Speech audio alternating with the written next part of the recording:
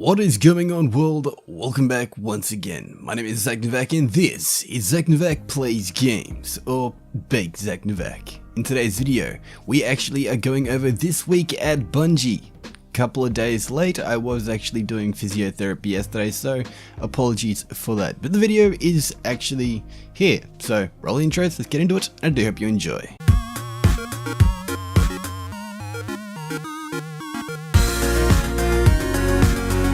Alrighty, getting straight into the video. This week at Bungie is giving thanks. Now, they actually did state this in itself was coming a day early because of the holiday break, but all that good stuff is pretty much in the past. I do apologize for not having this video up earlier, but as I do state, the Destiny is an adventure that evolves year after year, and Bungie is actually honored and humbled that us as Guardians can come along with them on the journey.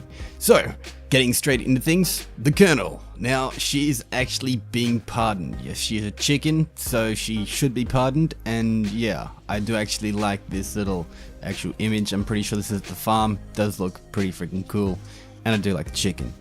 Moving on, Pinnacle weaponry. Now, with the season of the Forge coming next week, with it comes a brand new Pinnacle weapon to earn in the Crucible. Bungie has actually received a lot of feedback from a bunch of different Guardians that have also wanted a Pinnacle weapon to work towards with pitted enemies against the environment. That in itself means a weapon for going through and actually completing something other than Crucible. Good news! Bungie does actually have two for us. Now, there is the Vanguard strike missions and the Gambit in itself being added to the list of worthy pursuits with coveted trophies to be claimed. They won't take as much of the time that was actually put in for commitment towards the actual Crucible weapons, which I myself am still working on, but they will still require some dedication to their activities. Now, the Bungie's sandbox designer Victor Anderson does actually give us a full rundown on what the 3 Pinnacle weapons will be for Season 5. Yes, 3 weapons, pretty cool. Victor does state, "We've heard your feedback and requests for weapons akin to Luna's How to earn in non-crucible activities like Gambit, and to meet that demand, we've created 3 Pinnacle weapons, and I do hope you'll enjoy them." Now, starting things off with the Vanguard, we have the Loaded Question. This is a high impact fusion rifle that does arc damage, which I already pretty much just love because it's a fusion rifle. Now, it does actually have Loaded Question's unique perk being Reservoir Burst. When the battery is full, meaning when the round is full, your next burst deals additional damage and causes enemies to explode on death. Now, they do state this went through a couple of cycles. Originally, it had just been completed with different perks, but they didn't actually quite make the cut. So Bungie decided that the version in itself should only have bonus damage. However, the bonus damage just wasn't really enough. So they added Boom Booms. Yes, Boom Booms. That's cool. Moving on. How do we earn said Loaded Question? Well, the actual full quest is as followed. Pick up the quest from Zavala. Follow all the following objectives and you can earn progress towards these goals at the same time, so keep that in mind. 500 fusion rifle kills in any strike or nightfall, 1000 arc kills in any strike or nightfall, 40 strikes or nightfall completions, and then head back to Zavala and you actually get a fully mastered work-loaded question. So yeah, that's pretty cool. Moving on, we have Gambit. Now, with Gambit comes a precision auto rifle called the Breakneck, or just Breakneck. Now, Breakneck's brand new unique perk is Onslaught. This weapon's rate of fire increases as you stack the perk Rampage, which in itself, I do actually think this thing in itself will be really good. Now, Bungie's plan was to actually create more Pinnacle weapons for a variety of activities and not just the Crucible. Now, they were actually thinking of something that would fit said activity. This in itself was intended to be a workhorse for Gambit encounters where killing large numbers of enemies very fast is the name of the game for a significant portion of it. So something with Rampage and an obvious starting point perk actually works really well. Now, Pinnacle weapons occur on an interesting space in itself in the sandbox where they can actually take on a normal legendary effect tier perk. However, like Rampage in itself, but it extends slightly further. Now, they did this with Outlaw for Desperado, and now they're doing the same thing here, which is kind of similar for Rampage. Now, how do we earn said Breakneck precision auto rifle? Fairly simple, actually. Pick up the quest from the Drifter. Complete all the following objectives and you can earn progress towards these goals at the same time. 500 auto rifle kills, 100 auto rifle multi-kills, 150 challenging enemies defeated, and 40 gambit matches completed.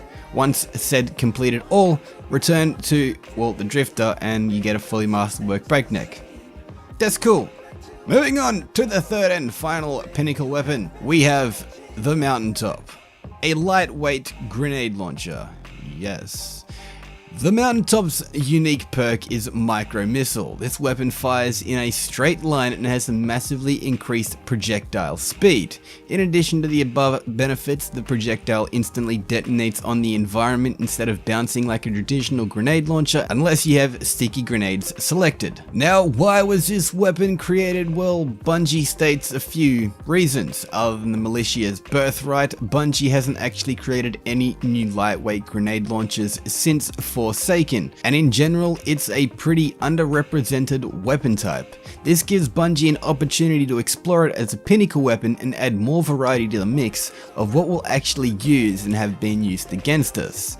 The feeling of getting a direct hit for that instant kill is satisfying, so the weapon was built to support it. But to give it more options, it also has lightweight grenade launchers with sticky grenades, and for those who actually want more tactical approaches in the Crucible, it in itself is going to be really freaking OP and very much like Modern Warfare 2 back in the days. How do we earn this thing? Well, good thing you asked. The quest in itself actually lives up to the weapon's name. It actually does take some dedication. Bungie did actually change it up this season with us actually taking steps in non-competitive playlists if we actually choose. We will also gain progress quicker by playing in competitive matches. We'll still rank up our glory score to be fabled in the end to claim said weapon.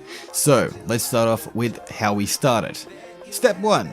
Reached glory rank brave within a season. Fairly simple. Step 2. Each objective earns you progress per action in any playlist, and players can earn substantial bonus progress by completing these objectives in the Crucible playlist. Now, in the Crucible playlist itself, earn grenade launcher final blow kills, get 750 points. In non-competitive playlists, you get 3 points per kill. In competitive playlists, you get 10 points per kill. So yeah, pretty simple. You have to rapidly defeat groups of 2 or more opponents to equal out to 200 points in either non-competitive playlists where you get double kills of 2 points and then subsequent kills after double kills are 1 point, or in the competitive where you get double kills for 5 points and subsequent kills after the double kill placed is 2 points. Then finally, earn calculated trajectory medals, that is 100 points in either non-competitive with 1 medal earned per playlist or 4 medals earned in the competitive playlist. Step 3. Reach glory rank fabled within a season. And finally, once you have actually reached fable, you can come down from the mountaintop and return to good old Lord Shaky Poos with the one horn to receive, well, the mountaintop. Bungie actually has gotten a lot of feedback from players that they didn't actually like splitting their progress towards the Crucible Pinnacle quests. All of these objectives use account-wide constructs so players complete these objectives on any character and they'll get it. That should in itself give you an idea of how pinnacle weapons will work in the season of the Forge. Next week we can actually start earning them and see for ourselves. Very excited. Now, Bungie's foundation in itself, the Bungie Foundation, which aims to actually reduce distress and suffering in children through entertainment. On a daily basis, this sees Bungie working with hospitals to put games in the hands of young people. Now, these in themselves need their hearts to be lifted and their souls to be revived. There are moments, however, when Bungie does expand on the mission and include others who also need a helping hand. Now, Bungie's hearts are full with all of these motions and all of the lost homes and loved ones from the ongoing California wildfires. By purchasing the Destiny 2 Bungie Foundation pin between now and the 31st of the 12th, 100% of the profits will be donated to direct relief efforts for support. Bungie has been proud to partner with Direct Relief on the variety of disaster relief effects due to their unwavering dedication to the people they serve, prompt support using customized methods that specifically meet the needs of each situation, and full transparency on the use of all donor funds. If you can, please help in supporting this amazing work by actually helping out the residents and first responders in California. If you do, I'll have a link for this in the description. I myself will definitely be going through and buying a pin just because this in itself is something I really care about. Anyway, moving on to the final part, we're going to skip over the Black Friday sales because Bungie has already actually teased about that enough on Twitter and everything else. However, if you do want to actually check it out, there is a sale going on from the 23rd of the 11th to the 4th of the 12th. You can actually buy anything, and with any purchase comes a Black Skies Destiny 2 emblem. If you purchase any physical item, you'll actually get a Black Skies emblem and a Destiny 2 code, which in itself comes for the game, and a sticker pack. And any purchase of $50 or more will actually get you a Black Armory, a sticker pack, a Black Skies Destiny 2 emblem, and a Forsaken tote bag. Anyway, 50% off, also help out that direct relief because that in itself is a really big thing. Moving on though, we do have the comic for Cade 6. This in itself is, well, something I'm not actually going to cover. We're going to skip about that because I'm actually really excited just to read it when it does actually come out for the full actual thing, just because, yeah, it's Cade. Anyway, changing the seasons, the DPS team is always working diligently behind the scenes. They're making sure that they actually have the info that they need to actually make us have the best experience for Destiny 2. Now this is their report at the moment for clan rank resets. In addition to the ranks discussed last week, which was the problems with clan ranks will actually reset at the start of a season of the Forge. Players have until a season transition on November 27th to achieve clan rank 6 and unlock the clan star from season of the Outlaw. On that date when season of the Forge goes live, all clans will reset to clan rank 1. The weekly raid bounties. With the release of Destiny 2 update 2.1.0 on November 27th, all players who have access to the Last Wish raid will be able to claim its weekly bounty from Hawthorne in the Tower Bazaar. During season of the Outlaw, players needed to have achieved clan rank 4 to unlock Hawthorne's weekly bounty. In season of the Forge, this bounty will be available to all players who have unlocked the Last Wish raid, regardless of clan rank. Infamous once again. As called out last week, Bungie has actually reminded players that once season of the Forge begins, players must complete at least one Gambit match before turning in the Gambit bounties brought over from season of the Outlaw. Players who turn in these bounties after season of the Forge begins before playing a Gambit match will not correctly receive points to their infamy ranks from these bounties, so be aware. We've got season greetings. For a final reminder, as a transition into season of the Forge, players may experience a variety of unseen issues between the weeks of November 27th and December 4th. The Destiny player support team is always working to consolidate this list of temporary changes that may impact players' experience during the week-long window, and in the meantime, Bungie does like to remind players that the issue encountered in games are best reported to the @help forum when you actually have more information, and when Bungie does have more information with this week-long transition, they'll let us know about those changes.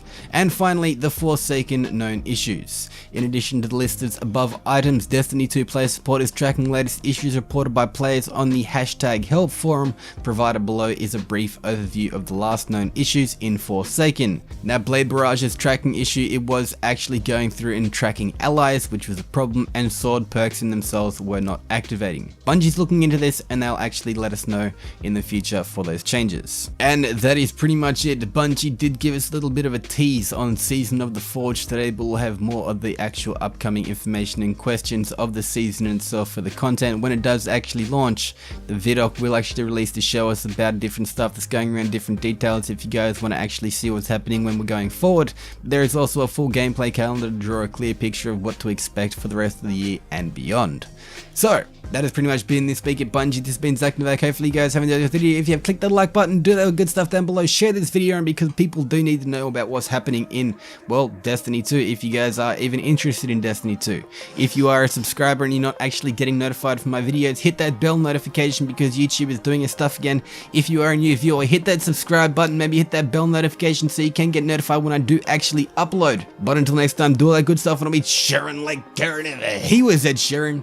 But until next time, this is ZacNovak, signing off. Peace out.